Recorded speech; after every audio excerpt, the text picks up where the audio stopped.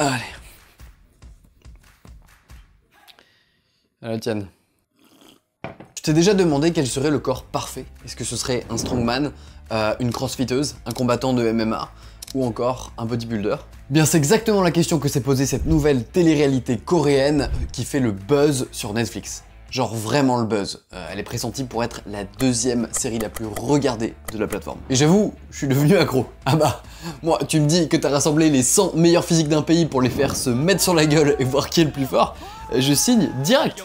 Surtout que, je vais être franc avec toi, j'y pense souvent, moi, au physique parfait. Et je pense que c'est à peu près le cas de toutes les personnes qui travaillent dans mon domaine. On s'entraîne à toujours devenir meilleur en visant un idéal qui n'existe pas vraiment. En fait. Enfin, qui n'existait pas, jusqu'à ce que cette émission bouleverse le game.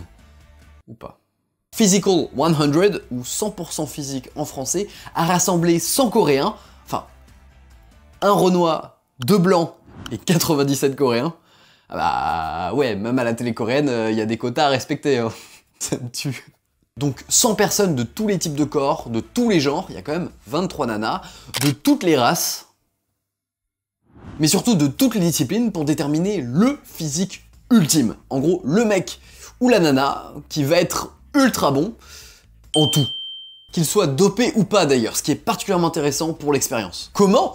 Que dis-tu? Tu veux dire que ce physique n'est pas naturel? Celui-là non plus? Oh, je suis choqué. Sarcasme, sarcasme.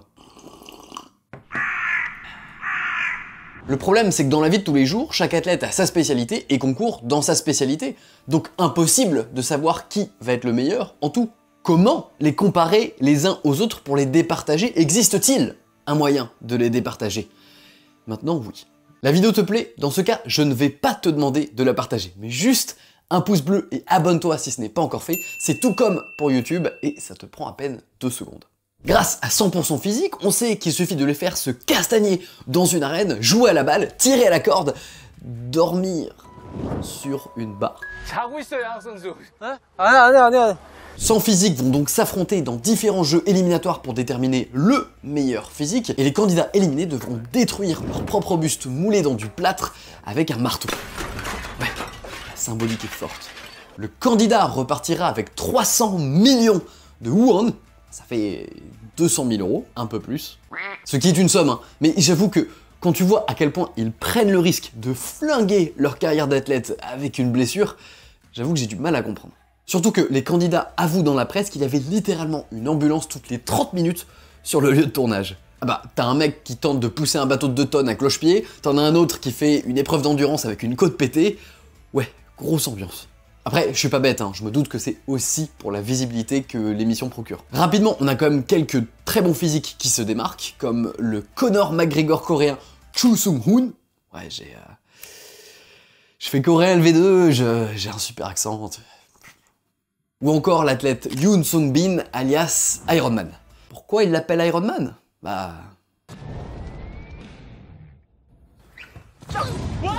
Certaines femmes vont aussi très loin dans le jeu, ce qui est assez cool à regarder, et les challenges sont assez bien foutus pour mettre du spectacle d'un côté et en même temps les départager sur des compétences qui sont vraiment différentes. Mais ça reste que c'est du spectacle pour Netflix. En l'occurrence, si tu voulais vraiment trouver le physique le plus complet, bah tu ferais un système de points avec un classement sur chaque épreuve, et tu procéderais pas par élimination. Parce que du coup, tu te retrouves à éliminer parfois des tueurs juste parce qu'ils se sont confrontés à un gars sur son point fort pendant une épreuve. Et on va pas se mentir, il y a aussi un peu de naïveté dans cette émission.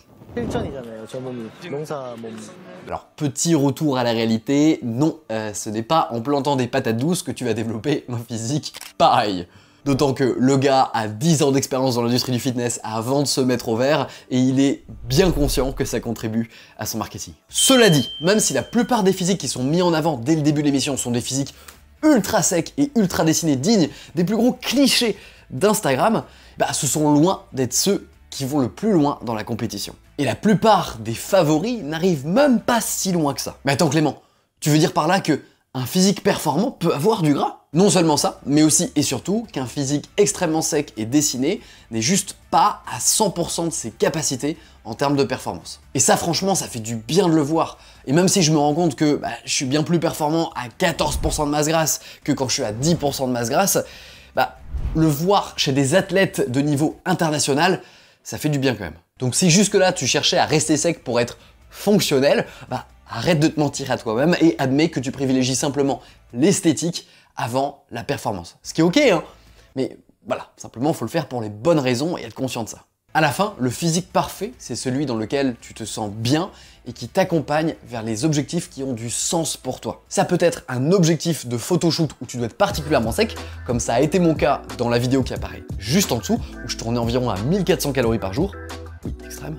Mais ça peut aussi être simplement de revenir à un poids sain, sans frustration, et en 90 jours, et je t'explique comment faire si tu cliques sur la vignette juste à droite. Sur ce, je te dis à très vite pour des prochaines vidéos. D'ici là, prends soin de toi, ton corps te remerciera.